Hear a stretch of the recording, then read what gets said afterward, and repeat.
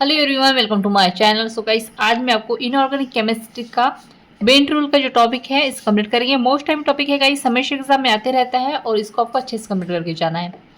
Channel पर नए हैं तो प्लीज़ चैनल को सब्सक्राइब कर दीजिएगा। और एमएससी केमिस्ट्री ऑल सेमेस्टर के नोट्स परचेस करने हैं तो आप उसके लिए मुझे व्हाट्सएप पे मैसेज कर सकते हैं। डिस्क्रिप्शन में व्हाट्सएप नंबर शेयर कर दूंगी। तो चलिए वीडियो को स्टार्ट करते हैं। सबसे पहले हम इसकी डेफिनेशन देखेंगे। तो बेंट रूल होता क्या है? तो यह नियम मुख्य रूप से sp3d संकरण के लिए दिया गया है। ठीक है। अब आप एमएससी कर रहे हैं तो आपको पता ही होगा संकरण कितने प्रकार के होते हैं। ठीक है। तो जो संकरण होते हैं उसमें से एक जो sp3d जो संकरण होता है उसके लिए क्या है, ये बेंट रूल दिया गया है। ठीक है, इतनी बात आई समझ में। अब sp3d संकरण की त्रिभुजीय द्विपिरामिड ज्यामिति निर्मित होती है। अब sp3d संकरण में क्या कौन सी आकृति या ज्यामिति निर्मित होती है? त्रिभुजीय द्विपिरामिडीय। अब ये कैसी होती है हम आगे देखेंगे। ठीक है। तथा इसमें त्रिभुजीय ज्यामिति भूमध्य स्थिति पर बनती है। ठीक है। तथा द्विपिरामिडीय ज्यामिति अक्षों में बनती है। अक्षीय बंधों की लंबाई भूमध्य बंधों से अधिक होती है। इतनी बताई समझ में।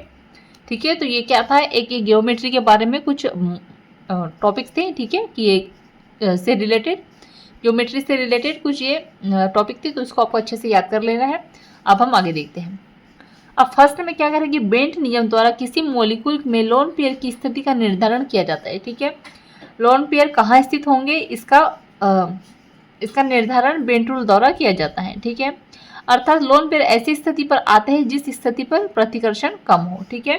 अतः इसे किसी कहाँ पर रखा जाता है, जहां पर क्या हो, प्रतिकर्षण कम हो। ठीक है, इतनी बताइए समझ में। सेकेंड नंबर में है मुख्य रूप से बेंट रूल sp3d संकरण के लिए दिया गया है। ठीक है। तो जैसे कि हमने यहाँ पर भी पढ़ा था। ठीक है।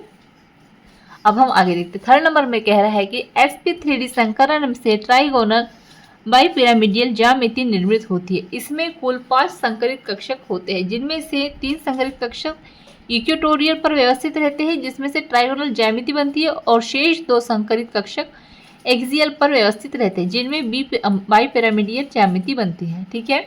अब हम आगे देखते हैं। 4 नंबर में कह रहा है कि sp3d संकरण sp2 व pd संकरित कक्षकों से मिलकर बनता है। संकरण में 5 लक्षण 33% होते हैं तथा pd कक्षकों में 0% होते हैं। जिन यौगिकों में s लक्षण अधिक होते हैं उनमें विद्युत का मान अधिक होता है। अब s लक्षण तथा विद्युत ऋणता एक दूसरे से समानुपाती होते हैं। 0% और s% लगभग 5% हो गई है, समानुपाती होता है विद्युत ऋणता के। ठीक है। अब हम आगे जो देखते हैं, इक्वेटोरियल पोजीशन पर sp2 संकरित कक्षक होते हैं, अतः यहाँ पर 5 लक्षण 33% होते हैं, जबकि एक्सियल पोजीशन पर dp संकरित कक्षक होते हैं, जहाँ पर s लक्षण 0% होते हैं। अतः इक्वेटोरियल पोजीशन पर विद्युत ऋणता का मान अधिक होता है और बेंट रूल के समान उनके अनुसार L और P उसी पोजीशन पर स्थापित होते हैं जहां पर विद्युत ऋणता का मान अधिक होता है। इस कारण LP सदैव इक्वेटोरियल पोजीशन पर पाए जाते हैं। अब यहाँ पर देखिएगा, इसका एग्जांपल दिया है SF4।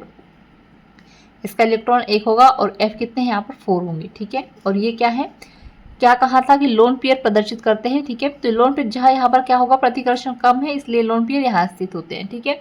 अब यहाँ पर देखिए क्या ClF3, तो यहाँ पर क्या है, ये Cl है और F के 3 एटम्स। तो यहाँ पर देखिएगा इलेक्ट्रॉन, यहाँ पर पता चल गया आपको। और लोन पेयर यहाँ पर इधर साइड पे दे हैं क्योंकि यहाँ पर प्रतिकर्षण कम होगा। ठीक है, इतनी बात आई समझ में। अब आगे देखेंगे। अब नेक्स्ट देखेंगे तो इक्वेटोरियल पोजीशन पर इलेक्ट्रोनेगेटिविटी ज़्यादा हो जाने के कारण डेंसिटी ज़्यादा होती है। ठीक है। जिससे अधिक विद्युत ऋणता परमाणु इक्वेटोरियल पोजीशन पर नहीं जुड़ सकता, वह एक्सियल पोजीशन पर ही जुड़ सकता है। जैसे कि यहाँ पर देखिएगा एग्जाम्पल है PCl3F2। ठीक है। तो P का यहाँ पर आ गया। ठीक है। F यहाँ पर आ गए और जो Cl होंगे वो कहाँ आ गए, यहाँ पर आ गए। ठीक है। तो क्या होगा, यहाँ पर इक्वेटोरियल पोजीशन पर ही जुड़ सकता है, वह एक्सियल पोजीशन पर ही जुड़ सकते हैं। ठीक है। ये जो F क्या है, एक्सियल पोजीशन पर जुड़े हुए हैं। अब आगे देखेंगे तो इक्वेटोरियल पोजीशन पर विद्युत ऋणता अधिक होने के कारण बंध के इलेक्ट्रॉन केंद्रीय परमाणु के नजदीक चले जाते हैं, किसी बंध लंबाई कम हो जाती है। ठीक है। जैसे PCl, तो यहाँ पर P है और Cl के 5, और तो यहाँ पर देख सकते हैं आप, इस तरह से ये इसकी ज्योमेट्री बनेगी। अब आगे देखेंगे तो एक्सियल पोजीशन पर बैंड लेंथ अधिक होती है, अतः यह दुर्बल होते हैं तथा यह आसानी से टूट जाते हैं, जबकि इक्वेटोरियल पोजीशन पर बॉन्ड लेंथ कम होती है, यह बंध प्रबल होते तथा आसानी से नहीं टूटते हैं। तो यहाँ पे जो है हमारा बेंट रूल कंप्लीट होता है। काफ़ी अच्छे से आपको समझ में आ गया होगा, ठीक है। आपको कुछ पॉइंट याद करने हैं और उसका एग्जाम्पल लिखना है, ठीक है। तो काफ़ी अच्छा टॉपिक है गाइस, और एग्जाम में हमेशा आते रहते हैं, तो आपको इसको अच्छे से कंप्लीट करके जाना है। और अगर आप चैनल पर नए हैं तो प्लीज़ चैनल को सब्सक्राइब जरूर कर लीजिएगा। और अगर आपको एमएससी केमिस्ट्री ऑल सेमेस्टर के नोट्स परचेस करने हैं तो आपको डिस्क्रिप्शन व्हाट्सएप नंबर शेयर कर दूँगी, ठीक है। Thank you.